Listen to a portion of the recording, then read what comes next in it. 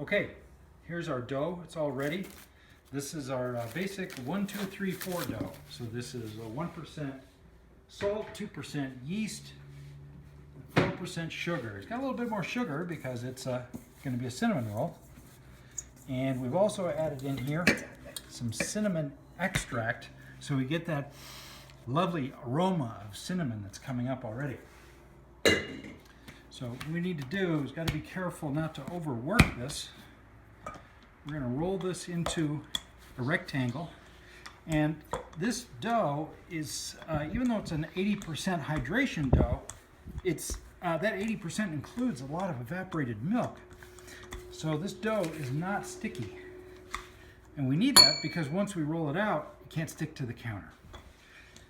Okay, we're now ready to put all the filling onto the nice rectangular dough, and to do that, we're going to take our ube, which has been steamed.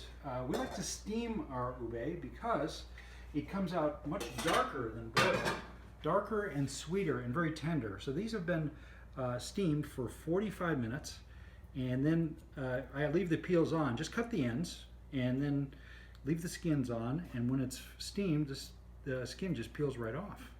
It's real easy to deal with. And it's really good to have a creamy, really smooth ube experience, and it's pretty sticky if it's done right. And the really good way to handle these is about a pound of ube for this amount of dough. And the way we like to spread this on the dough is using a Spätzle press. This is actually a little press for making German Schwabian noodles.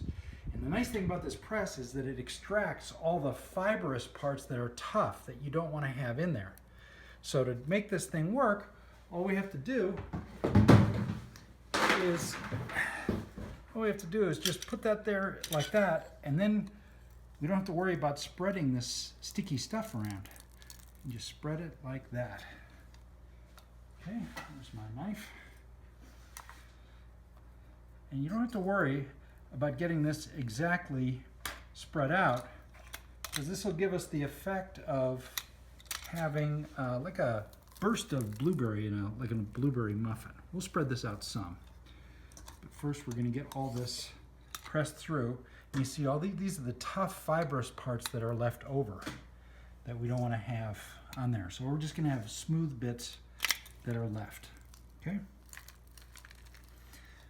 And this is actually so sticky it's sticking together, but no matter, we've got a nice little spreader we can use on that.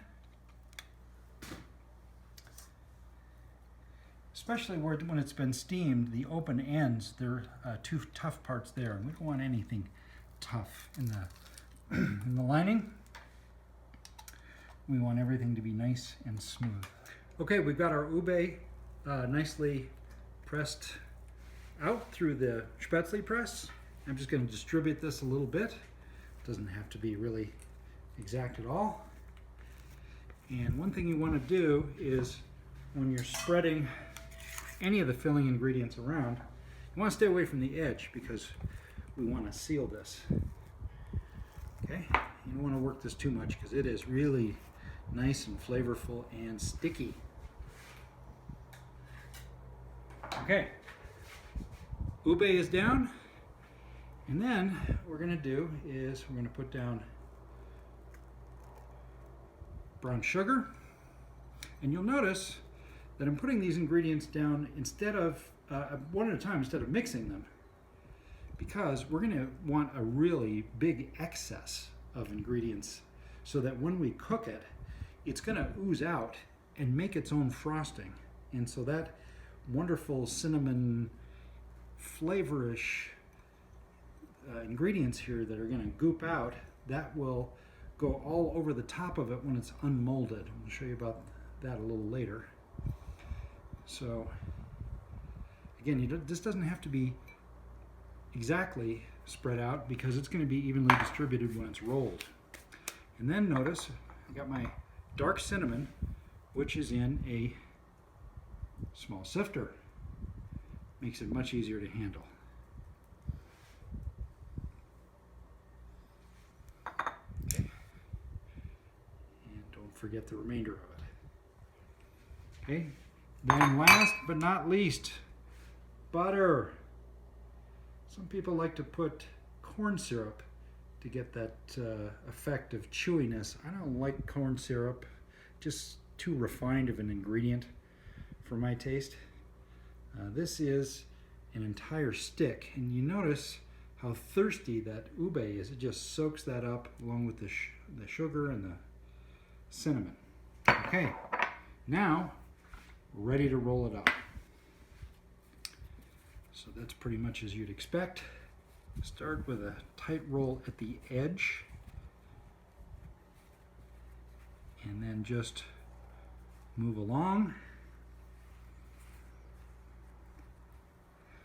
Now, once you get this roll started, what you're going to want to do is just take a little water and run it around the edge. That'll make it easier to seal. Okay, I'm putting these open side up on the bottom.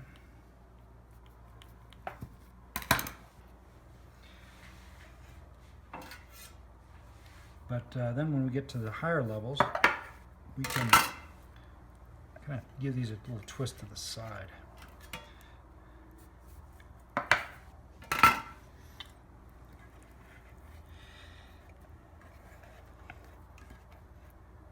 And when these rise, the second and last rising just before we bake them, it's going to about double, and it's really going to overflow this pan. It's going to be a nice little bloom.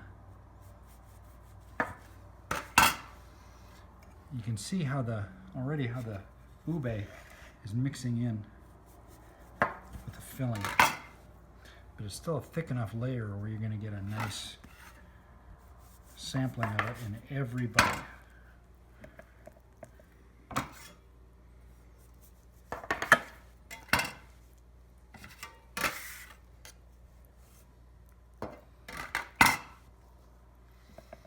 Okay, this is now ready for its second rising. We're going to come back in about a half an hour and put it in the oven. Okay, that was about perfect timing. That's why we like a bundt pan, because it's got the hole in the middle. So the goal is to not have to have frosting, because the thing is so goopy that it makes its own frosting. So here we go.